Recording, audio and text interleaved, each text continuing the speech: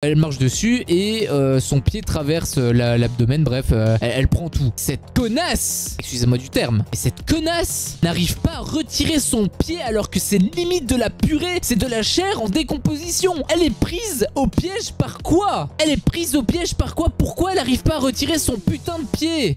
Ouais, il est potox, c'est Antox et bienvenue dans cette nouvelle vidéo consacrée à la critique de l'épisode 5 de The Walking Dead Dead City. Comme d'habitude, ça va spoiler de dingue, donc moi je vous conseille vraiment d'avoir regardé l'épisode de votre côté dans un premier temps et ensuite vous revenez sur cette vidéo et on discute tous ensemble de l'épisode. Petite parenthèse, j'ai réglé un peu, j'ai reparamétré, j'ai mieux paramétré je pense le son, donc normalement le son devrait être un poil mieux. Je remercie d'ailleurs, je l'ai noté justement, c'est Emily Bardi 6890. Je te remercie, si tu regardes cette vidéo, bah sache que je t'en suis extrêmement reconnaissant parce que grâce à elle, j'ai vu en fait qu'il y avait un énorme problème de son. J'avoue que ça m'était pas venu à l'idée. Et quand elle me l'a dit, j'entendais plus que ça. Et du coup, j'ai un peu regardé, j'ai un peu bidouillé et normalement, ça devrait être bon. Donc n'hésitez pas d'ailleurs à me dire dans les commentaires si le son est mieux, si c'est moins bien et aussi bah, si vous êtes ingénieur son ou autre, comment est-ce que je peux mieux le régler. Je suis preneur de vos conseils. Voilà, donc on va commencer directement la critique. Alors on se retrouve bah, forcément après l'épisode 4, hein, logique. Dans l'épisode 4 du coup, Maggie elle s'était, enfin Maggie et même le groupe hein, s'était barré dans les tunnels parce qu'il s'était fait piéger. Il y avait plein de zombies qui venaient dans leur tronche. Donc il restait Ginny, Maggie, Tommaso et Amaya. Donc la chef elle s'appelle Amaya en fait, ils l'ont dit dans l'épisode, donc Amaya. Et donc ils vont s'enfuir dans les tunnels. Ils ont bloqué l'accès pour que les zombies ne viennent pas. Sauf que dans le tunnel en question, bah, il y a du méthane. Il y a aussi des morts, d'autres zombies potentiels. Et je vais y revenir d'ailleurs parce que ça c'est un énorme problème. Mais donc voilà, c'est un peu sur ça qu'on s'est laissé. C'était le cliffhanger si vous voulez. Et donc on retrouve Maggie. D'ailleurs je suis super content parce que quand il parle ou je sais pas trop quoi. Et à un moment donné donc elle regarde dans son sac. Et en fait on voit qu'elle avait la pluche. Et donc c'est à dire que la pluche elle ne l'a pas brûlée. Donc je suis quand même relativement content par rapport à ça. Par contre, je suis moins content parce que le fait qu'il ne l'ait pas brûlé, en fait, ça crée ce qu'on appelle un faux suspense. C'est-à-dire qu'on nous met un suspense dans... Je sais plus c'était quel épisode. Il me semble que c'était l'épisode 3. D'ailleurs, l'épisode 3 Masterclass. On te met un cliffhanger à la fin de l'épisode 3 où justement, elle est à deux doigts de brûler la peluche. Au final, ok, elle l'a pas brûlé, c'est cool. Sauf que du coup, le suspense de l'épisode 3 ne sert absolument à rien.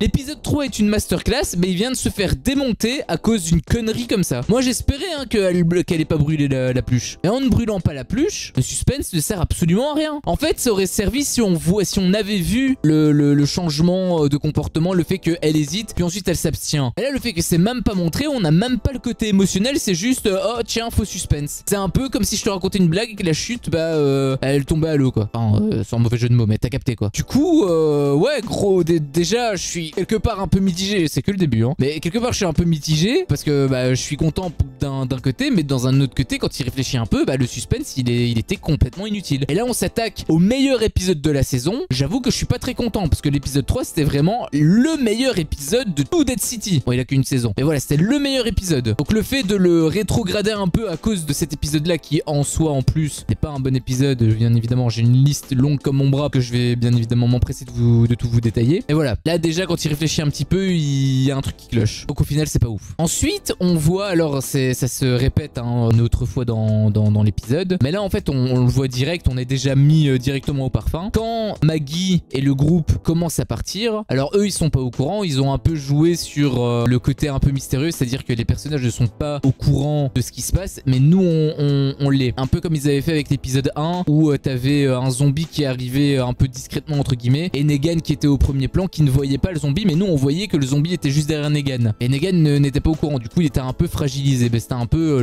c'est un peu le même système. Et là où ça me dérange avec ce système-ci, c'est que tu as un zombie donc qui se réveille. Là pour le coup, pas de problème. Sauf que pourquoi est-ce qu'il y a que un seul putain... Moi c'est ça que je capte pas. Tu as un tunnel rempli de cadavres qui sont tous morts de la même manière. Hein. Ils sont tous morts à cause cause du méthane. Ils sont tous morts de la même manière, mais il y en a que un qui se réveille. Pourquoi est-ce que lui précisément se réveille et tout le reste est définitivement mort? Pourquoi? Moi c'est ça qui me dégoûte en fait avec cette série. J'ai l'impression qu'ils reviennent dans les travers de The Walking Dead les dernières saisons que j'ai regardées. Un truc insipide, fade, où t'as des personnages qui ont un bouclier magique, qui peuvent rien avoir, où ils peuvent rien leur arriver. D'ailleurs ça aussi je veux en parler parce que créer un bouclier magique pour au final le détruire juste après, ça n'a absolument ni queue ni tête. Enfin bref, j'y reviendrai après encore une fois. Cette série elle me donnait un espoir énorme avec l'épisode 3. Et là en fait plus on avance, et la semaine prochaine c'est l'épisode 6, c'est le dernier épisode de la saison 1. J'ai vraiment peur parce que là hein, si tu fais le bilan, t'as un épisode qui est masterclass, épisode 3, t'as un bon épisode, épisode 2 est quand même relativement bon, même s'il devait rattraper un peu les pots cassés d'épisode 1, mais dans le global l'épisode était bon. Et l'épisode 1, l'épisode 4 et même cet épisode là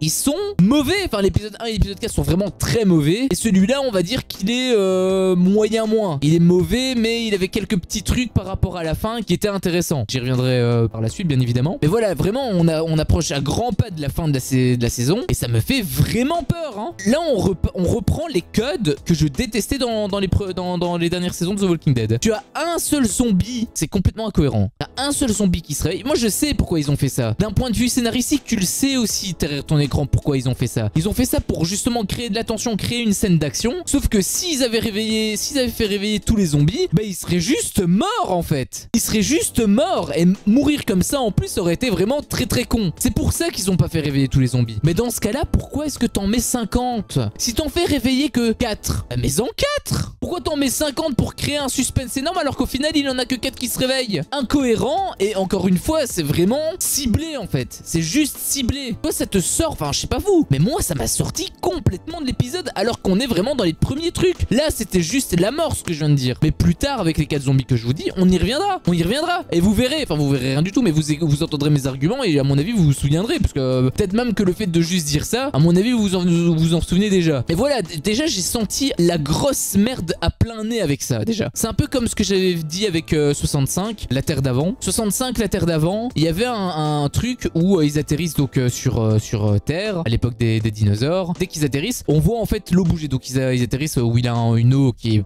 plus ou moins profonde, pas vraiment profonde en fait, elle leur arrive à genre la taille. Et en fait on voit un dinosaure, un dinosaure marin, ou en tout cas aquatique, enfin une menace qui est dans l'eau. Enfin nous on le voit mais les personnages ne le voient pas. Bah je vous spoil direct. Ça c'est une bonne idée. Sauf que ils l'ont jamais réutilisé en fait. Ils ont créé le suspense qui n'a abouti absolument à rien. Bon là ils ont pas fait ça. Heureusement ils ont quand même fait un truc qui aboutit à quelque chose, parce qu'au final il y a réellement confrontation. Mais je sentais que au final la confrontation elle allait être à moitié faite. Je le sentais, et quand ça arrivait, mais je me suis dit vous êtes censés tous crever un par un. La seule qui peut encore survivre c'était Maggie, parce que elle, vu sa posture par rapport aux zombies, bon au final je vais pas trop en dire maintenant parce que in fine c'est un peu plus tard. Voilà, normalement Ginny elle devait être morte. Ce point là est encore un peu à prendre avec les pincettes parce que au final c'est entre guillemets bien fait. Dans le fait que ce soit mal fait, c'est un minimum bien fait, donc on va dire que c'est ok. Mais de base tous les zombies doivent se réveiller, doivent se faire bouffer tous. C'est ça la réalité. Donc déjà très mauvais point. Ensuite il a un truc ça que j'ai pas trop capté. Il risque la peine de mort. Ok, donc normalement Negan à la fin quand il a sauvé Pearlie, au final Pearlie se retourne un peu contre lui et il veut quand même faire ce pourquoi il est venu, donc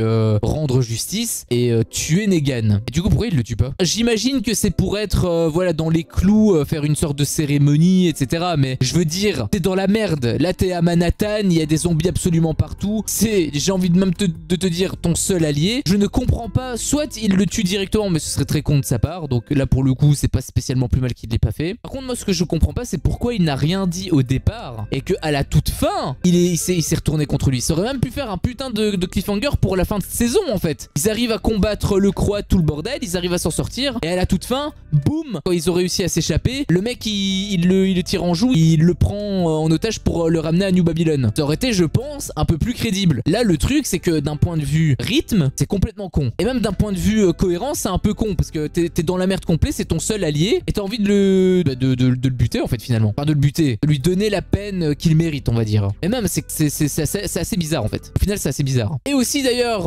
autre point qui est un peu bizarre, Negan coopère comme ça. Je veux bien qu'il se fait tenir en joue par Pearly et tout le bordel, ça je veux bien. Sauf que quand tu regardes l'arme de Pearly, c'est pas une arme à feu, c'est pas un flingue, c'est le putain de harpon de merde. Donc si il fait un geste brusque que Pearly tire, qu'il arrive à esquiver, Pearly, lui, il lui faut du temps pour ramener la grippe. Ah oui, parce que c'est pas une balle. C'est pas genre boum boum boum, il peut tirer à l'infini, non. Il a un certain temps de rechargement. Il a un certain cooldown, si tu veux. Donc moi, je comprends pas comment ça se fait que Negan coopère aussi vite et que il a pas envie de faire du Negan, en fait. Parce que c'est simplement juste Negan, ça, hein. Enfin, justement, ça, ce n'est pas Negan. Et d'ailleurs, même plus tard, je vais le développer un peu plus. Je reconnaissais pas Negan. Negan n'était vraiment que l'ombre de lui-même. Je veux bien qu'il soit gentil, enfin qu'il ait en tout cas été adouci parce qu'il est devenu un gentil entre guillemets, un gentil un peu en mode anti-héros, dans le sens où un peu à la Deadpool. Il est gentil mais voilà, il a un côté sombre. Et là j'ai l'impression qu'il retire le côté sombre en fait. Du coup s'il retire le côté sombre c'est juste plus Negan en fait. C'est juste Rick. C'est Rick mais qui a buté Glenn. Donc bon. Aussi autre petit point, alors là pour le coup je chipote un peu mais ça m'a quand même fait rire. Pearly marche quand même sacrément bien pour un estropié hein. Parce que le gars il s'est fait tirer dans la cuisse et ils doivent se barrer, ils sont entourés de zombies et le mec il s'est fait un bandeau et il marche normal, il a pas besoin de l'aide de Negan. Bon après voilà, il peut pas justement demander de l'aide de Negan puisqu'il a envie de le buter. C'est ça en fait que je trouve débile. Normalement il est censé avoir beaucoup plus mal, il aurait pas pu bouger aussi bien. Du coup il aurait dû avoir l'aide de Negan et comme Negan avait l'air d'être ok pour l'aider, bah, du coup simplement qu'il le fasse en mode Snake, qu'il lui dise rien, hop tu m'aides et dès qu'on est hors de danger, boum là je te la mets à l'envers. Pour moi ça aurait été plus logique. Ça aurait été plus logique et d'un point de vue suspense, ça aurait été plus intense aussi. Ça aurait pu faire un putain de cliffhanger en fait pour l'épisode 6, pour le dernier épisode. Après je sais pas par rapport à la saison 2 où ça va nous mener puisque bah au final Manhattan, Dead City c'est Manhattan. Donc s'il s'échappe de Dead City, enfin de Manhattan, faudrait qu'il revienne. Donc ça faudrait voir. Mais dans tous les cas par rapport à ma proposition, tu peux pas dire, je suis sûr même toi derrière ton écran, je suis persuadé que t'as dit oui c'est mieux. Je suis persuadé que t'as dit ça. Et je suis pas scénariste. Alors aussi ça c'est un truc qui m'énerve, mais quelque chose de concret hein. C'est incroyable quand même d'avoir un truc comme ça dans une série qui a 11 putains de saisons avec je ne sais pas combien de spin-off quand même hein. Tu as des zombies inoffensifs. Les zombies ne sont plus une menace. Ils te créent une tension, mais encore une fois c'est une fausse tension. C'est que du placement en plus. C'est que du placement et de l'organisation. Si tu es ici et que le zombie est là, le zombie ne réfléchit pas. Le zombie ne va pas se dire ok tu es là, tu te diriges par là, du coup moi je dois me diriger comme ça pour te rattraper. Il réfléchit pas comme ça un zombie parce qu'un zombie c'est débile. Du coup si tu es là, que le zombie est là, il se dirige comme ça. Sauf que moi quand je regardais ce passage là, on dirait qu'il les suivait en fait. On dirait pas qu'il les attaquait, on dirait qu'il les suivait. Et il a un trou de balle là qui l'attaque. Mais encore une fois il fait semblant de l'attaquer. Et d'ailleurs pourquoi il y a que lui qui l'attaque? Pourquoi les autres? Pourquoi il y en a que un qui fait ça et tout le reste c'est en mode pourquoi ils font pas tous ça? Ils sont à la même distance. Non vraiment les zombies inoffensifs et le bouclier c'est les trucs qui me dégoûtaient le plus dans la série de base. Et j'espérais, épisode 3 en plus m'indiquait que ça allait changer. J'espérais que ça arrive plus, mais au final ça arrive quand même. C'est ouf. Et en plus on est à l'épisode 5, je veux dire on est quasiment à la fin de la saison 1. Et ils reviennent dans leur travers comme ça normal. Bon, quand même, il y a aussi un truc que j'ai pas dit parce que j'ai parlé des zombies inoffensifs et des personnages... Bah après c'est lié un peu avec les personnages immunisés. Heureusement que le frigo était détruit quand même à l'arrière. Hein. Heureusement parce que comment est-ce qu'ils auraient survécu? Ah oui parce que la porte elle était fermée quand ils avaient tous les zombies à leur cul et la porte elle était fermée. Et ils avaient absolument aucun échappatoire. Hein. C'était impossible. Il avait genre 50 zombies qui venaient sur leur tronche et là ils faisaient pas semblant de dormir. Là c'était 50 zombies bien réveillés qui fonçaient, qui voulaient uniquement les bouffer. La porte elle était bloquée, ils étaient dans un cul-de-sac. Heureusement que le frigo était détruit à l'arrière. Et d'ailleurs pourquoi est-ce que... Bon après voilà, ça peut être encore logique par rapport au passé. Voilà, les lieux ont un vécu. Donc si ça tombe, voilà, c'était un peu leur système, etc. Mais même c'est complètement con. Il y a une porte qui est à côté. Même si t'as des gens qui sont à l'intérieur, tu peux ouvrir et fermer la porte tranquille quand même. En plus c'est dans un bâtiment, ok je veux bien qu'il y ait des clés, mais tu peux trouver les clés dans le bâtiment. Même par rapport au passé des lieux, c'est complètement con. Mais bref, admettons, ça encore, je pourrais le concevoir. Mais par contre, c'est quand même un énorme coup de bol que Negan, comme par hasard en fait, c'est ça moi qui me rend malade. C'est que c'est uniquement du hasard. Les personnages ne survivent pas grâce à leurs compétences, pas parce que ils ont de l'expérience, etc. avec les 11 saisons précédentes. Non, non, non, non, non. Ils survivent uniquement par de la chance. Heureusement que le frigo a été détruit à l'arrière. Heureusement qu'il n'y ait que 4 zombies qui se sont réveillés et pas les 50 à côté. Heureusement. Franchement, je m'attendais à ce que l'un des personnages dise merci le scénariste. C'est des détails, mais c'est des trucs qui te sortent de l'épisode. Je sais pas vous, mais moi je vois ça, mais ça me rend fou. T'es même plus, tu ressens même plus le danger pour les personnages. Pourquoi est-ce que tu regardes une saison qui elle ne sert à rien? C'est exactement ce que j'ai dit avec ma réaction sur la bande-annonce de En eau trouble 2. En eau très trouble. Bon, incendie est un grand mot parce que j'ai quand même eu beaucoup de commentaires qui étaient relativement positifs, etc. Mais j'ai eu 2-3, c'est la vidéo où j'ai eu le plus de commentaires négatifs, où à chaque fois on me disait mais je comprends pas pourquoi tu te plains de ça, etc. Comme si c'était ancré dans les mœurs. Mais non, moi quand je regarde un film ou quand je regarde une série, j'ai envie d'être transporté par la série ou par le film. J'ai envie de ressentir des émotions. Là je ressens rien. Comment tu veux ressentir quelque chose puisque tu ressens même pas le danger? Tu sais qu'ils vont quand même réussir à se sortir. Alors après voilà, c'est Negan, je me doutais qu'il allait trouver un truc, mais j'aurais aimé que le truc qu'il trouve ce soit par lui-même et pas parce que le scénariste a dit ok tiens je te donne un cadeau, je te donne une échappatoire. Moi j'aurais aimé qu'il me prouve en fait que c'est un survivor. Normalement ce sont tous des survivors. Ça fait depuis je sais pas combien de décennies qu'ils vivent dans ce monde là. Et par contre à chaque fois qu'ils survivent pas parce que grâce à leurs compétences ou à leur expérience. Ils survivent uniquement grâce au hasard. Ils ont beaucoup de chance hein, quand même. Bon, on va quand même parler de quelques petits trucs positifs hein, parce que bon c'est pour ça que je disais qu'il était moins mauvais que l'épisode 1 et l'épisode 4. Il y a quand même quelques petits trucs positifs. Tommaso est méchant. Enfin il est méchant. En réalité non il est gentil mais on va dire que c'est un traître. Parce qu'il a trahi un peu même s'il a un problème avec ça mais j'y reviendrai après. Il a trahi son clan mais pour les protéger. Qui est complètement con en soi mais bref. Il a trahi son clan pour les protéger. Et ça explique donc comment le Croate savait que... Parce que c'était justement l'une des questions que je m'étais posée dans l'épisode d'avant. Comment est-ce que le Croate savait qu'ils allaient venir? Parce que c'est quand même une sacrée préparation qu'il avait fait. 5 minutes il avait un coup d'avance de 5 minutes. Je me suis demandé comment ça se faisait. Bah là pour le coup ça a été expliqué, c'est en fait Tommaso qui les a vendus. Donc là pour le coup ça va. Là on va dire que c'est logique, c'est expliqué. Je suis content. Il y a quand même des points positifs à retenir. Là pour le coup c'est des points positifs également à créditer à l'épisode 4. Parce que à l'épisode 4 c'était pas vraiment un défaut que moi j'avais pointé du doigt. C'était plus une interrogation. Voilà. Tout ce que je dis n'est pas forcément bien ou mal. Ça peut être des points positifs, des points négatifs ou simplement des points en suspens puisque bah, ça va dépendre de comment ça se passe par la suite. Par exemple le faux suspense avec Maggie à la base c'était censé être un point positif avec la peluche. C'est censé être un point positif, bah, au final ça se retrouve en point négatif puisque ça sert absolument à rien. Et du coup on en revient à un point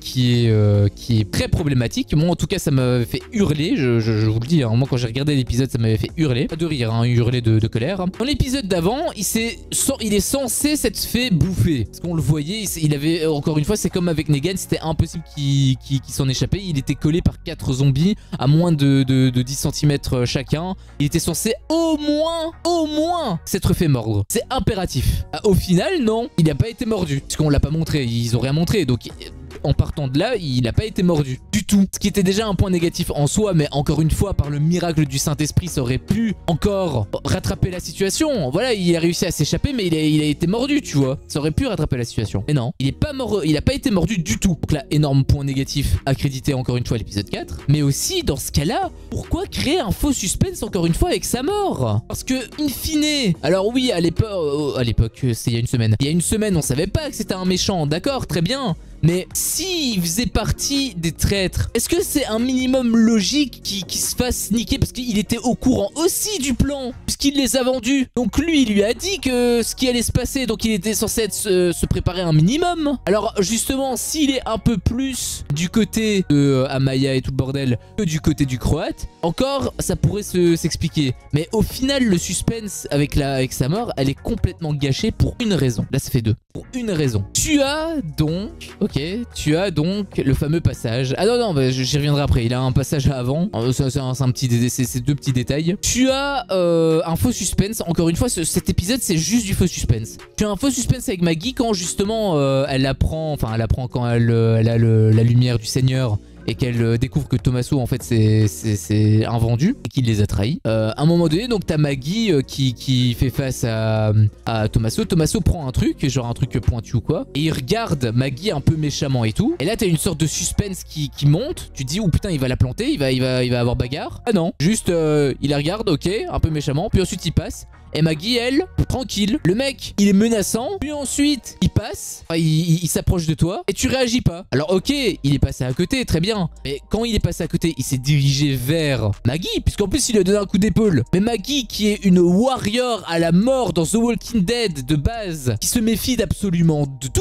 Et qu'elle s'était méfiée de ça, puisqu'elle l'avait vu. Hein, forcément, elle était en garde. Au final, le suspense, hop. La tension en un claquement de doigts. Hein. Les transitions, elles sont dégueulasse, mais c'est honteux. J'ai fait une vidéo sur la critique du film des Gardiens de la Galaxie 3. Le mec, il te fait des transitions, mais de psychopathe. Tu passes d'une émotion à une autre, mais de manière tellement fluide, et ça fonctionne tellement bien en plus avec le jeu de blagues, etc. C'est incroyable, c'est magnifique. Et à côté, t'as cette merde. À côté, t'as cette... On dirait... C'est ouf, parce que on dirait que ça a été écrit par un amateur. C'est incroyable. Vraiment, c'est incroyable. J'ai encore du mal à réaliser tellement que c'est con. Tellement que c'est con et mal foutu, quoi. Je sais pas comment ça a pu passer. Très sincèrement, je sais pas comment ça a pu passer. Alors aussi, petit détail, hein, mais on disait avec les bouteilles d'oxygène, oh, il y a des bouteilles d'oxygène, quelle chance. Et au final, bon, il les avait cachées dans son sac. Mais il y a des bouteilles d'oxygène au sol, hein. Donc pourquoi? Alors, ok, elles peuvent être vidées, etc., tout ce que tu veux. À aucun moment,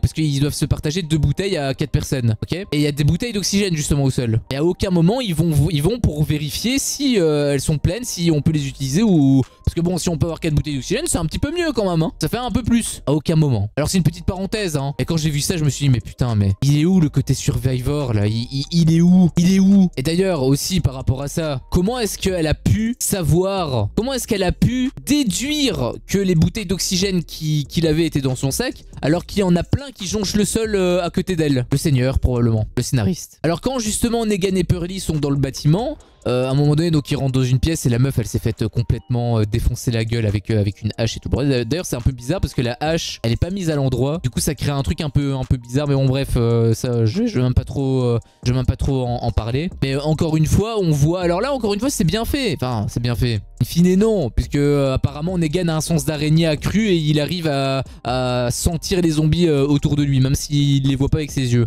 Normalement, les 2 personnages sont concentrés sur la morte et ils essaient de comprendre un peu ce qui s'est passé. Ils essaient d'avaler aussi un peu la pilule par rapport à ce qu'ils voient parce que c'est absolument dégueu, c'est absolument immonde. Et derrière eux, il y a un zombie qui passe mais à travers l'encadrement d'une porte. Donc t'as les personnages, t'as l'encadrement de la porte derrière, forcément t'as les murs et on voit juste un zombie qui marche comme ça. Et nous, un peu comme j'avais dit avec l'épisode 1, ou même avec cet épisode, hein, avec le zombie dans le tunnel, les personnages ne sont pas censés être au courant qu'il y a un zombie. Et nous, oui. Du coup, c'est censé nous faire monter un petit peu la mayonnaise.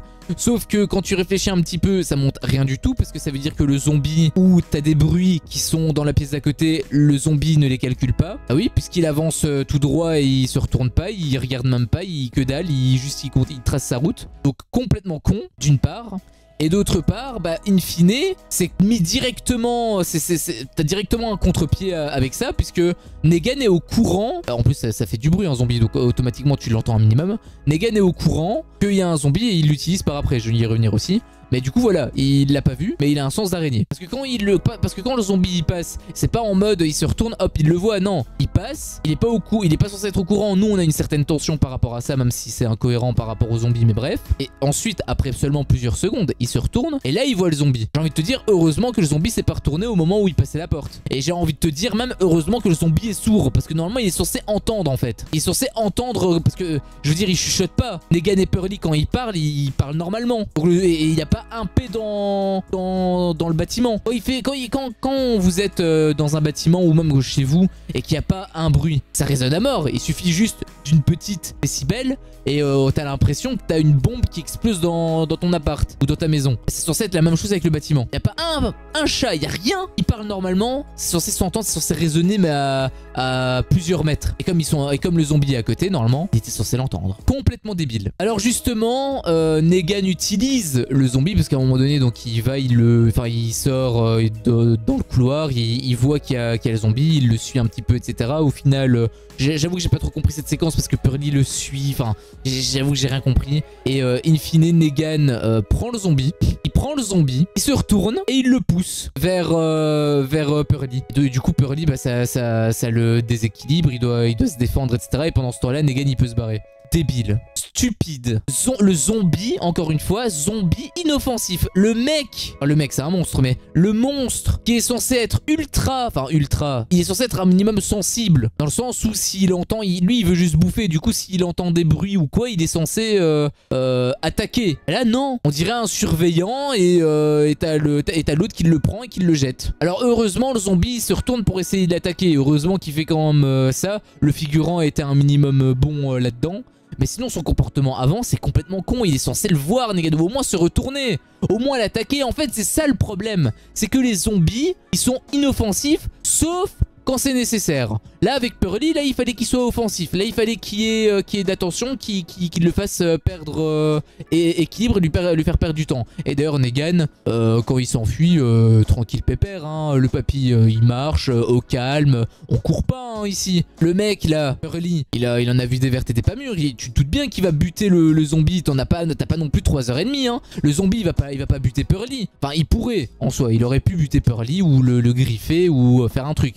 Il aurait pu faire quelque chose. Non, encore une fois, on est dans The Walking Dead, donc faut pas trop en demander. Mais bref, tu te doutes bien que, voilà, tes minutes sont comptées. Donc, grouille ta mère, peut-être, je sais pas, bouge-toi le cul, cours. Au final, on le voit. Alors, le plan était sympa, hein. T'as Pearly en bas à gauche de l'écran avec le zombie. Et vers la droite, t'as Negan qui se casse. Le plan était sympa. Et moi, j'ai vu que Negan ne courait pas. Et du coup, bah, il est où l'urgence? Forcément qu'il va te rattraper, connard. Et d'ailleurs, justement, Pearly, il le rattrape. Fatalement. Bon, le rattrapage, il est ok dans le sens où en fait c'était une porte qui était barricadée et il n'arrivait pas à l'ouvrir. En gros, c'est ça le truc. Sauf que Pearly, ce connard, je suis désolé, c'est ouf parce qu'il y a plein de personnages qui avaient un potentiel énorme. Negan, bon, lui c'est mon personnage préféré. Maggie, je l'aime beaucoup. Ginny, elle a un potentiel énorme. Pour l'instant, elle est pas gâchée. D'ailleurs, elle est même un petit peu développée par la suite. Du coup, j'avoue que c'est plutôt intéressant. Tommaso avait un potentiel énorme. Au final, ça devient juste un traître. C'est vraiment triste. Et Pearly, c'était aussi un personnage qui avait beaucoup de potentiel, mais au final, ses actions sont tellement connes. Le mec,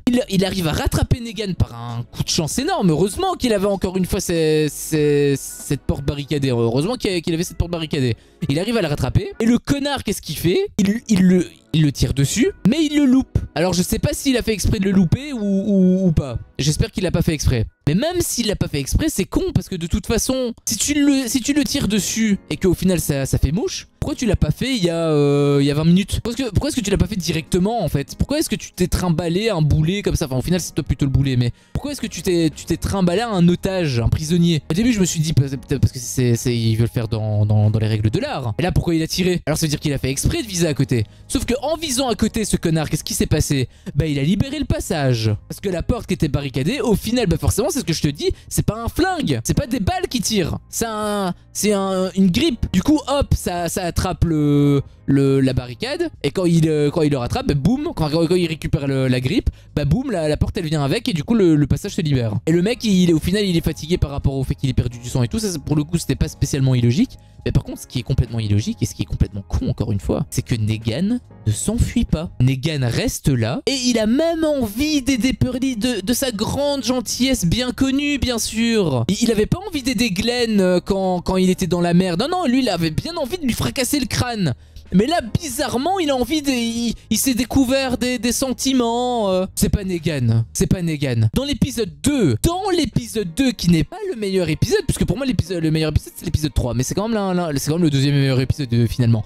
Dans l'épisode 2, là, tu vois Negan. Le mec, boum, il prend le couteau, il attrape le gars qui a buté la mamie, et boum, il fait, avec son grand côté théâtral et spectaculaire, il fait ces petites blagues, etc., qui marchaient. Et puis boum, il l'égorge et t'as le sang qui part partout et t'as même une petite blague un peu humour noir qui fonctionne également. Ça c'est le charme de Negan. Ça c'est Negan. Là j'ai vu Negan. Là, je vois pas Negan. C'est pas Negan, ça. Ça, c'est Rick, ça. Ça, c'est Rick, ça. Et c'est le Rick du début. Parce que vers la fin, quand je me suis arrêté, je sais pas ce qui s'est passé. Bah non, de toute façon, il s'était cassé. Je sais pas ce... Je me souviens plus trop par la suite. Enfin, si, je me souviens justement par la suite, quand il a commencé à avoir des morts un peu sur la conscience par rapport à ses proches, etc. Et là, il a commencé à être beaucoup plus dur, à être beaucoup plus méfiant. Mais au début, il était gentil. C'était le good guy. Il faisait confiance en l'être humain. Il faisait confiance en l'être humain. Bah là, c'est pareil. C'est pareil. C'est Rick du début de la saison 1, en fait. Enfin, du début de la série. C'est pas Negan. C'est pas Negan. Le Negan que je connais, il l'aurait jamais aidé. Surtout un mec qui veut sa mort.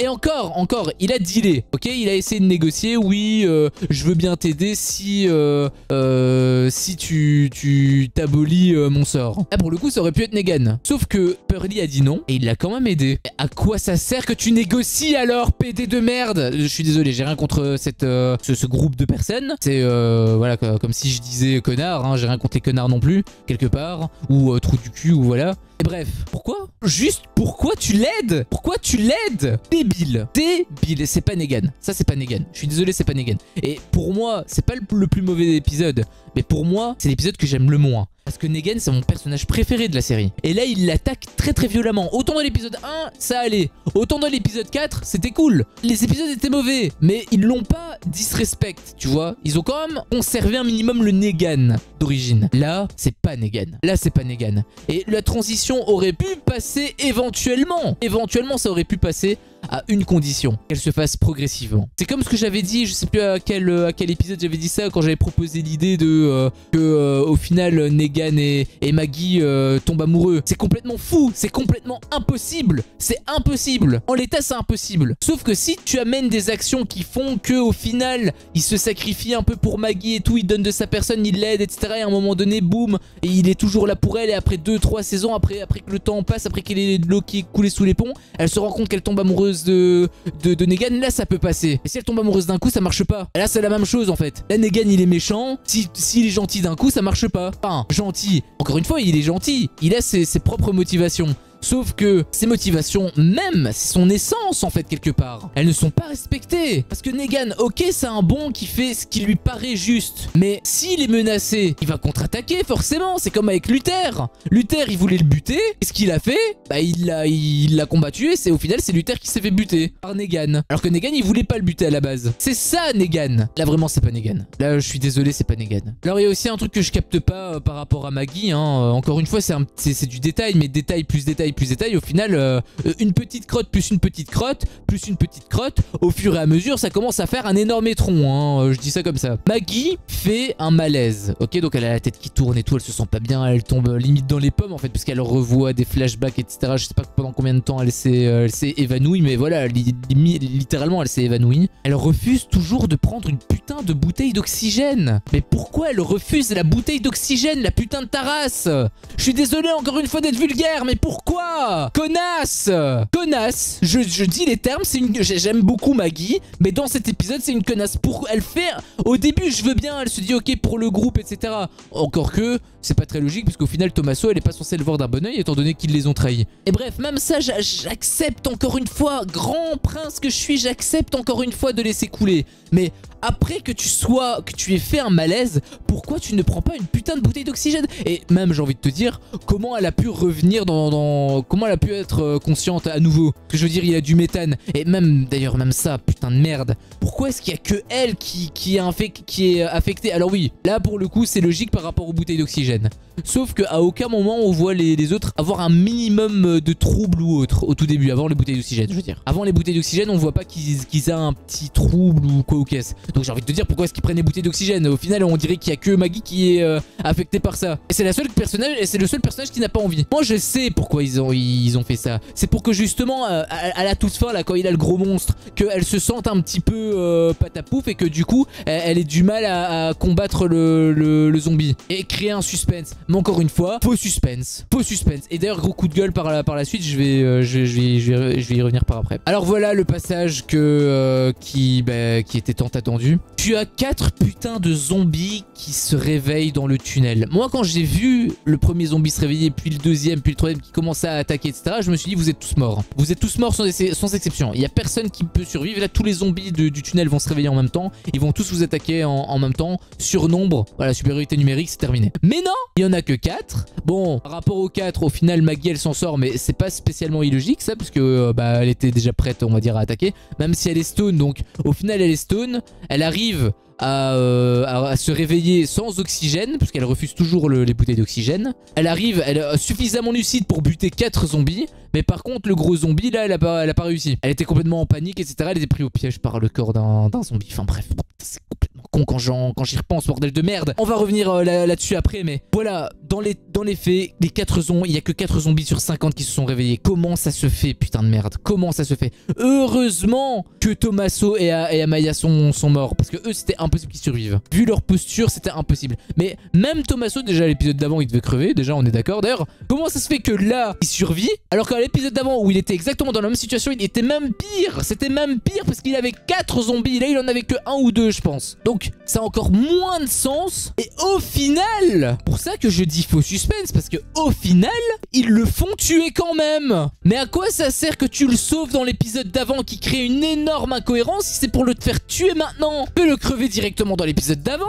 Mais non, parce que c'était le traître. Du coup, il fallait savoir que c'était le traître. Après ça, encore une fois, c'est une bonne idée, le fait que ce soit un traître, etc. Ça explique par rapport au fait que le croate, il savait. Ça, pour le coup, je leur en veux pas pour ça. Mais ce que je leur en veux, c'est pour ce faux suspense de merde. Pourquoi est-ce qu'il y a 4 zombies qui l'attaquent et où au final, il arrive à s'en sortir sans une égratignure, encore une fois? Est-ce qu'ils se sont coupés les ongles? Est-ce qu'ils ont des dentiers, les zombies? Ou est-ce que justement, ils ont perdu leurs dents? Comment ça se passe? Comment ça se passe? Zombies inoffensifs qui, en plus, se réveillent par morceaux, hein, parce qu'il n'y en a que 4 encore une fois sur 50 qui se réveillent. Complètement stupide. Complètement stupide. Alors encore une fois, heureusement que Amaya et Tommaso sont morts, parce que là pour le coup, là s'ils étaient pas morts, là j'aurais pas supporté. Non, encore une fois, par rapport à Tommaso, c'est complètement con. C'est complètement con. Le faux suspense qui te crée, tu regardes des épisodes où quand tu suis la suite, au final, j'ai fait un énorme pression, je sais pas si ça se voit à la caméra, mais là, mon écran a pris cher. Ou au final, c'est exactement la situation qui aurait dû se passer.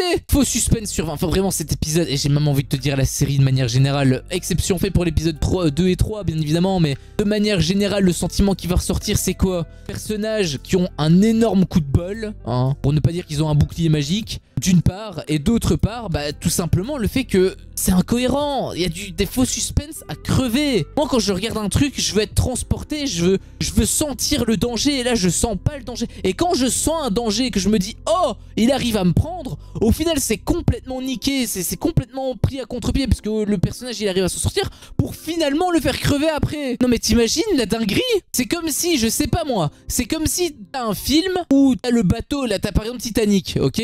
T'as Titanic où voilà t'as je sais plus comment il s'appelle dans le film, mais Leonardo DiCaprio, où au final il meurt, etc.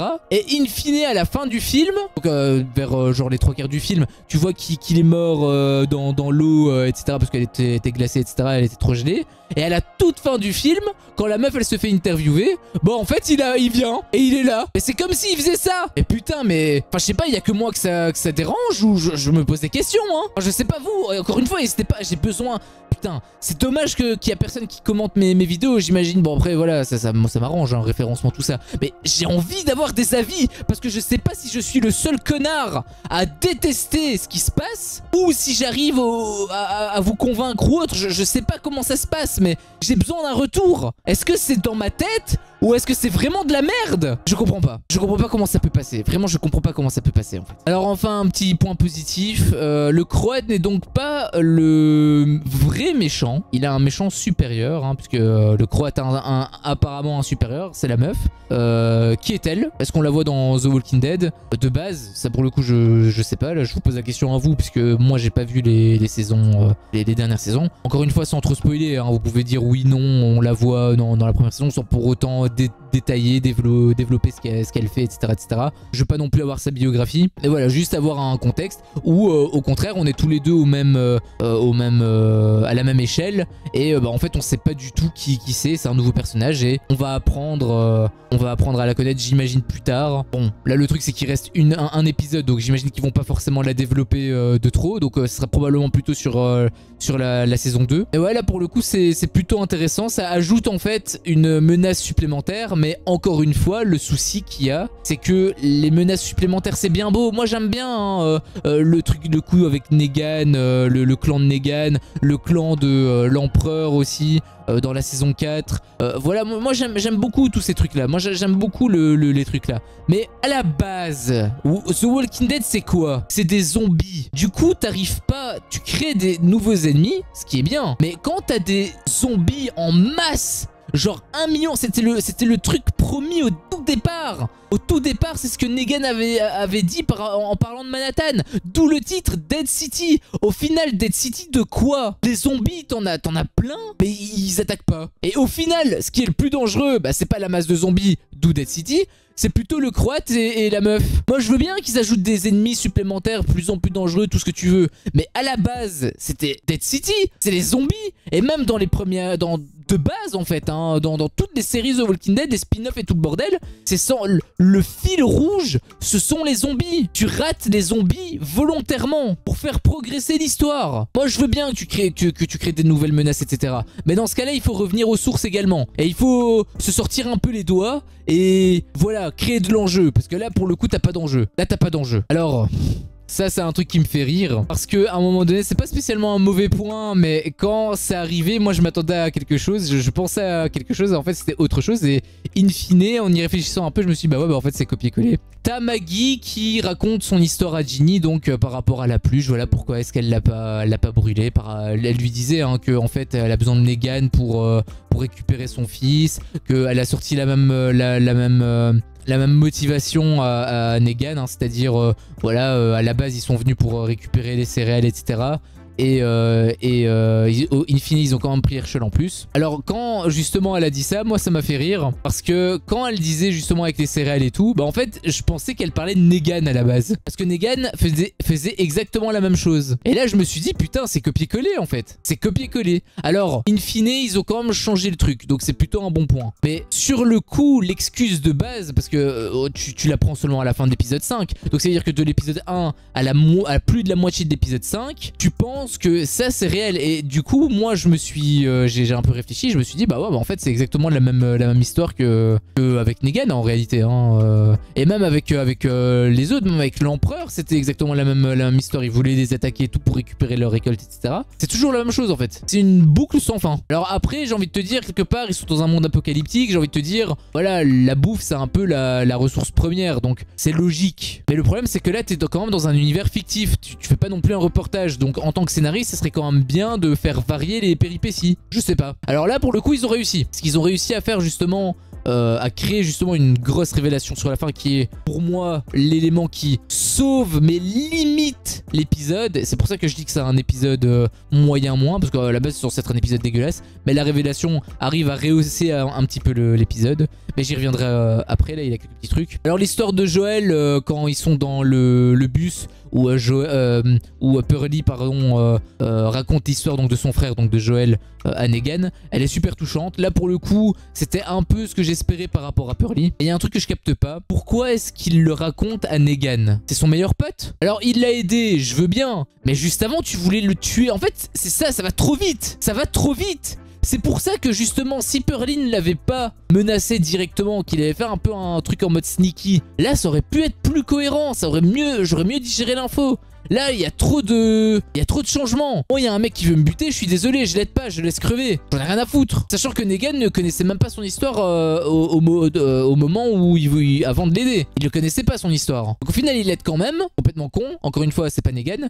Et Pearlie, il lui raconte ça comme ça. Alors, c'est pas un point dramatique, attention. C'est pas comme avec les 4 zombies qui se réveillent sur 50. Voilà, on est quand même à des années-lumière de cette énorme connerie. Et même, c'est un peu bizarre. En fait, la structure de l'épisode, elle est trop rapide. Et encore une fois, c'est un détail, mais c'est le détail qui te sort de l'épisode. Avec tous les trucs qui te sortent de l'épisode, là j'étais même plus dedans. Je vous dis, l'épisode 1, l'épisode 4 et l'épisode 5, je regardais tout le temps combien de temps il restait tellement que ça m'emmerdait. Le seul épisode que j'ai pas regardé le temps, c'est l'épisode 3. L'épisode 2, j'avais regardé, il me semble, la première moitié parce que ça me cassait un peu les couilles, mais en même temps, il devait récupérer, il devait rattraper les pots cassés, comme je l'ai dit, par rapport à l'épisode 1. Et la deuxième moitié, par contre, elle était cool. Elle était incroyable. La deuxième moitié, elle était énorme et sec. Et voilà, quand tu regardes une série, c'est que t'imagines, c'est comme si tu regardais un film et toutes les 5 minutes, tu regardais ta montre pour savoir quand le film il se terminait. C'est horrible. Moi, je veux kiffer devant The Walking Dead, putain. Vraiment, il faut qu'ils retrouvent des scénaristes talentueux parce que là, c'est plus possible. Là, je suis désolé, c'est plus possible. Vraiment, il y a un moment donné, stop quoi. Si tu fais, en plus, si tu fais une repompe comme ça, j'ai l'impression qu'ils reprennent exactement les problèmes qu'il y avait dans la série de base. Mais pourquoi t'as pas continué la série de base? Alors pourquoi tu nous casses les couilles avec un spin-off suite de Negan et Maggie? Le truc avec Daryl, il a la série Daryl Dixon qui va arriver. J'ai peur. Franchement, je suis intéressé par la série. J'ai envie de la regarder. J'ai hâte de la regarder même. Mais j'ai peur parce que je me dis, putain, mais si c'est la même chose que ça, mais ça va juste être de la merde. Ça va juste être de la merde. Là, je suis en train de regarder une série. C'est School Spirit. Je vais faire des vidéos. Je vais faire probablement même 2 vidéos. Une vidéo découverte et une vidéo critique. Mais c'est quand même ouf qu'une série qui est quasiment inconnue, parce que je suis persuadé, je vous ai dit ça, vous savez même pas ce que c'est. Je suis persuadé que les 3/4 des gens ne connaissent pas la série, parce qu'il n'y a pas eu une énorme com dessus. Et pourtant, la série, elle est incroyable. J'ai regardé que 2 épisodes sur les 5. Attention, j'ai pas encore tout regardé. Mais la série, elle démarre sur les chapeaux de roue. Et c'est un tout nouveau truc. The Walking Dead qui est censé avoir une aura énorme, de par la prestance, de par tous les personnages, en fait, de par la série de base, avec Negan, etc. Il y a plein de trucs qui ont déjà été développés. Il a un lore qui est développé autour et ils arrivent pas à faire un truc qui tient un minimum debout avec un vrai suspense et de la vraie tension qui te plonge réellement dans l'histoire. Après 12 putains de saisons, sans compter qu'il y a Fear the Walking Dead, parce que Fear the Walking Dead, je sais pas combien de saisons il y a, mais moi quand je suivais Fear the Walking Dead, il en avait 4. Donc ça veut dire que les mecs, ils ont peut-être, je sais pas moi, une vingtaine de saisons à leur actif et ils sont toujours pas foutus de changer le cours des événements et de faire quelque chose d'intéressant. Franchement, l'épisode 6, ça va boucler la saison 1. Et j'ai peur, hein. J'espère que ça va être comme l'épisode 3 pour au moins partir sur une bonne note, tu vois, avant la saison 2. Et si c'est de la merde, mais qu'est-ce que j'en aurais à foutre de regarder la saison 2? Vraiment, j'ai peur. Hein. Vraiment, j'ai peur. Hein. Alors voilà, ça c'est le truc qui m'a le plus fait péter un plomb. À un moment donné, Maggie, donc elle marche, etc. Elle avance, hein, tout simplement. Et elle marche sur le cadavre d'un zombie, enfin d'un zombie, ou d'une personne normale, puisqu'il se réveille pas, donc d'un cadavre tout simplement. Elle marche dessus et son pied traverse l'abdomen, bref, elle prend tout. Hein. Forcément, les zombies sont fragiles, donc elle prend tout. Bon, là, je me suis dit, est-ce qu'elle est suffisamment cruche pour se laisser avoir comme ça? Je me suis dit, normalement non, mais qui sait? Elle est un peu stone, puisque voilà, avec le méthane, etc. Ok, ça peut être envisageable. Sauf que cette connasse, excusez-moi du terme, et cette connasse n'arrive pas à retirer son pied alors que c'est limite de la purée, c'est de la chair en décomposition. Elle est prise au piège par quoi? Elle est prise au piège par quoi? Pourquoi elle n'arrive pas à retirer son putain de pied? Alors moi je sais pourquoi elle arrive pas à retirer son putain de pied. Elle arrive pas à retirer son pied pour justement créer de la tension. Bah oui, là le monstre en plus c'est une sorte de melting pot. Il y a 3 ou 4 zombies en un corps. Voilà, oui, t'es prise au piège, il y a de la tension, etc. Mais c'est pas de la vraie tension, parce que c'est pas crédible une seule seconde en fait. On sait que tu peux t'en sortir easy. On le sait, on l'a vu dans les 10 saisons d'avant. On l'a vu, enfin moi je l'ai pas vu dans les 10 saisons d'avant, mais je l'ai vu dans les 7 saisons d'avant. La saison 2 à la saison 8, on l'a vu, donc on sait que t'as les capacités de toute façon pour te fighter avec le big zombie là. Mais pourquoi est-ce que tu fais genre ton pied est coincé? Il est coincé par quoi? Par un estomac qui s'est enroulé autour de ta cheville? Il faut bien s'imaginer le truc. T'as le corps qui est comme ça, ok? Le corps il est ainsi. Elle prend elle a son pied, elle marche dessus, ça écrase tout. Qu'est-ce qui bloque? Qu'est-ce qui l'a pris c'est de la chair en décomposition. Complètement débile. Complètement débile. J'ai vu ça, mais waouh! Je me suis demandé si c'était Maggie à un moment donné même. Je me suis même demandé ça. Et d'ailleurs, oui, on peut en parler aussi. Elle a peur de ce zombie-là. Alors que 5 minutes avant, elle en a buté 4 tranquille. Genre, elle a sorti son couteau, bim, bim, bim, bim. On n'en parle plus. Elle a un seul zombie, parce que là, elle est pas encore au courant que c'est un big zombie. Hein. Elle voit juste que c'est un zombie qui arrive. Donc, un seul zombie où elle est pas encore au courant qu'ils sont plusieurs, où le danger est peut-être un peu plus réel. Et là, elle a peur. Alors qu'avant, elle avait pas peur. Pff, franchement, c'est vraiment comme les... En fait, les scénaristes, ils ont envie d'injecter telle émotion, bah ils l'injectent. Ils savent pas comment, ils savent pas pourquoi, ils savent pas comment l'injecter. Mais voilà, vas-y, on a déjà envie que Maggie ait peur pour créer de la tension. Vas-y, je fais ça. C'est comme ça qu'ils réfléchissent, hein. C'est comme ça qu'ils raisonnent, hein, les scénaristes. Ces scénaristes-là, complètement débiles. Complètement débiles. Alors justement, parlons du bon point. Le multi-zombie, voilà. C'était plutôt intéressant, j'ai envie de te dire. J'avais vraiment envie de te dire, c'est étonnant qu'on n'ait pas vu des zombies plus impactants. Alors je sais pas avec les dernières saisons. Mais par exemple dans Resident Evil, t'as pas que des zombies classiques. T'as des gros balaises, t'as des sortes de mutants limites, etc. Je sais pas comment c'est pas encore arrivé dans The Walking Dead. Ou alors c'est peut-être arrivé avant, dans ce cas-là, c'est dans les 3 dernières saisons, parce que moi je sais pas du tout. Mais en tout cas voilà, par rapport à mes connaissances, mes courtes connaissances, je savais pas comment c'était possible qu'il n'y avait pas encore eu un zombie comme ça. Bah là enfin ils ont fait ça, donc pour le coup je suis plutôt content et c'est une très bonne idée, parce que voilà, le fait de créer un big zombie ainsi, alors c'est un peu bizarre hein, parce que in fine, voilà, c'est un zombie qui, enfin, je sais pas, ils se sont mangés entre eux, enfin encore le truc, il y a un moment donné il a un bébé je pense qui sort, ça pourrait être logique, voilà c'est un bébé, ou peut-être qu'elle avait des triplés, ou peut-être qu'elle avait plusieurs enfants, je sais pas. À un moment donné non, parce qu'on voit en fait que il y a un zombie. Après voilà, peut-être avec les chairs en décomposition etc, à un moment donné ça a peut-être fusionné et du coup voilà, encore une fois c'est peut-être logique. Mais bref, ça c'est encore du détail. Là pour le coup, l'important c'est voilà, il y a un big zombie et là on sent la menace. C'est juste dommage que cette menace, elle est complètement gâchée à cause du fait qu'elle fasse semblant là d'être pris au piège comme une conne. À part ça, voilà, au moins là il y a quelque chose de nouveau et c'est plutôt cool. Ça c'est plutôt bien. Alors aussi une question que je me suis posée, parce qu'on voit que le zombie en fait, alors il y a plein de zombies on est d'accord, mais le multi-zombie en réalité, ils sont greffés à un seul corps. Et ce corps est tenu par une tête. Je sais pas si les autres têtes, un peu comme une hydre par exemple, si les autres têtes contrôlent également le corps. Mais moi de base, j'aurais buté d'abord la tête principale, comme ça j'aurais été tranquille par rapport au corps. Et ensuite j'aurais buté le reste. Mais elle non, elle bute d'abord le reste et ensuite elle bute la tête principale. Et d'ailleurs, ils l'ont confirmé, parce que quand elle bute la tête principale, là le corps il arrête de bouger et au final il a quand même une tête qui arrive à sortir et qui arrive à faire des trucs, mais le corps il bouge plus. Donc c'est bel et bien ça. En fait, la tête principale contrôlait le corps. Donc moi je comprends pas pourquoi elle a pas buté simplement la tête principale. Elle dégage le corps, elle limite les autres têtes. Bah, limite t'en as rien à foutre. T'en as rien à foutre parce que du coup ils sont plus dangereux, c'est juste une tête. Et au pire, t'as qu'à les buter si jamais vraiment t'as envie de sécuriser le truc. Là j'avoue que j'ai pas trop compris. C'est pas aussi con que son pseudo pris au piège. Le fait qu'elle soit pris au piège, c'est pas aussi con que ça, heureusement. Mais j'ai vu ça, je me suis posé la question. Je me suis dit pourquoi, sachant qu'elle est censée être surentraînée, elle est censée être un minimum lucide. Après voilà, peut-être que le méthane, encore une fois, ça a peut-être altéré son truc, etc. Je dis pas. Peut-être que ça peut jouer. Mais dans ce cas-là, il faut que le réalisateur le montre. Il l'avait montré quand Maggie elle est tombée dans les vapes. Je voyais, c'était un peu flou, ça tanguait, etc. Là, on le ressentait. Là, on le ressent plus. Donc, est-ce qu'elle s'est totalement guérie, ou est-ce qu'elle est quand même encore dans les vapes et du coup, c'est juste le réalisateur qui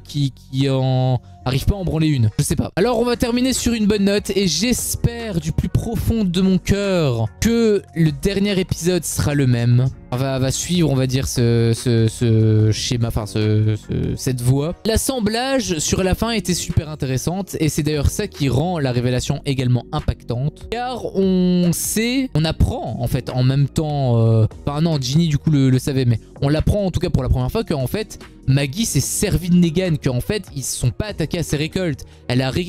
Herschel s'est fait prendre par le Croate parce que le Croate voulait justement prendre Herschel pour avoir une monnaie d'échange. En échange de quoi? En échange de Negan justement. Et donc elle était censée lui livrer Negan en échange d'Herschel. C'est ça le deal. Et Ginny, elle le savait. Et ça c'est super intéressant comment ça a été assemblé, puisque quand au final Maggie arrive à buter le big zombie qu'elle monte, elle voit menteuse. Alors c'est écrit avec du sang, ne demande pas où elle l'a trouvé. Déjà pourquoi est-ce qu'elle a écrit ça? Pourquoi elle s'est pas juste barrée et au pire tant pis tu donnes pas de nouvelles? Ça c'est un peu bizarre mais bref. Voilà, elle dit menteuse et c'est là où on apprend en fait Ginny quand elle était arrivée à un moment donné sur une citerne et c'est d'ailleurs sa motivation, c'est pour ça qu'elle a voulu rejoindre Negan. Elle est montée du coup dans le machin citerne là où il y a donc les récoltes et elle a regardé et en fait elle a vu qu'il y avait des céréales. Donc en réalité tu sais, grâce à ça, c'est la preuve par A plus B que Maggie est une menteuse. Elle a pas dit la vérité, c'est pas en échange des céréales en fait, c'était parce qu'elle devait livrer Negan. Et c'est pour ça d'ailleurs que Ginny, in fine, elle s'est barrée à secourir Negan. Parce que bah, là, pour le coup, il était en danger en fait. Enfin, il est en danger. Il est toujours là. C'est pour ça que je dis, ça donne quand même de la profondeur par rapport à Ginny. Ça prouve également qu'elle est intelligente. Et c'est ça qu'on veut en fait. On veut des personnages qui réfléchissent un minimum avec le cerveau et pas avec leur cul, putain. C'est quand même dingue que le personnage le plus intelligent de la série, c'est une gamine de 12 ans. C'est ouf. Moi je comprends pas comment ça peut passer en fait. Je comprends pas comment un producteur qui injecte des millions de dollars voit le scénario et il dit ok je valide. Il a pas lu. Dis la vérité, il a pas lu. Je sais que tu me regardes en plus. Dis-le, avoue-le. Bon, blague mise à part, voilà, Ginny, pour moi, c'est pour ça, c'est le personnage le plus réussi en fait. Pour moi, c'est le personnage le plus réussi et c'est dommage parce qu'il y avait tellement un énorme potentiel à côté et justement, c'est triste quelque part aussi parce que tu as un personnage qui réussit sur 5. Sur 5, la putain de ta mère. Tu regardes des dizaines de minutes, des heures de série, enfin là c'est une saison. Mais quand il y aura la saison 2, la saison 3, la saison 11 comme avec The Walking Dead, tu te manges des dizaines voire des centaines d'heures pour un truc qui n'a ni queue ni tête. Vraiment, il y a un manque mais énorme. C'est incroyable que ça puisse passer comme ça. Il y a un je m'en foutisme mais tellement évident. Et si vous arrivez pas à le voir, bah, j'ai envie de vous dire tant mieux, limite. Je suis jaloux, je suis envieux parce que j'aurais aimé être comme vous et kiffer. Mais je peux pas kiffer parce que c'est de la merde. C'est juste de la merde. Et je peux pas aimer ça. Je peux pas. Bon voilà, c'était du coup mon avis sur cet épisode 5 de The Walking Dead Dead City. J'ai vraiment très peur pour l'épisode 6, le dernier épisode. J'espère, je prie le Saint-Seigneur, le Saint-Scénariste également, qu'ils font quelque chose mais de concret. Et j'espère que le mec de l'épisode 3 va... Je sais pas c'est qui putain, mais j'espère que le mec de l'épisode 3 va revenir. Je prie le bon Dieu, il est tellement fort. Je veux terminer la série sur une bonne note. Vraiment, si l'épisode 6 est aussi pourri que l'épisode 5, l'épisode 1 et l'épisode... Vous vous rendez compte, il y a plus de... Même si l'épisode 6 est réussi, ce sera la moitié de la série qui sera bien. Et en réalité, même pas la moitié, plutôt un peu moins de la moitié, parce que j'avais dit dans l'épisode 2, la première moitié de l'épisode 2 servait plutôt à rattraper les pots cassés de l'épisode 1. Du coup, il était pas spécialement bon. Donc en réalité, c'est même pas la moitié, c'est moins de la moitié. Mais même ça, je prendrais. Même ça, je prendrais. Je veux juste que l'épisode 6 soit bien. S'il vous plaît, faites que l'épisode 6 soit bien, je vous en supplie. Et j'ai peur, hein, parce que c'est vraiment super mal parti. Et j'ose même pas imaginer la merde que ça va être avec la saison 2. Je sais pas combien ça fait au box-office, hein, ce truc, mais waouh, on est vraiment très loin des premières saisons de The Walking Dead. Hein. Putain de merde, quoi. Bon, si t'as aimé, n'hésite pas à liker. Le gros bouton bleu, il est en bas. Moi, ça me prouve que mon contenu plaît et du coup, ça me motive bien évidemment à continuer. Si t'es pas encore un potox, qu'est-ce que tu attends? Défonce-moi ce gros bouton rouge. N'hésite pas non plus à activer la cloche pour ne bien rien louper. Et je te dis à la prochaine pour une prochaine vidéo. Ciao.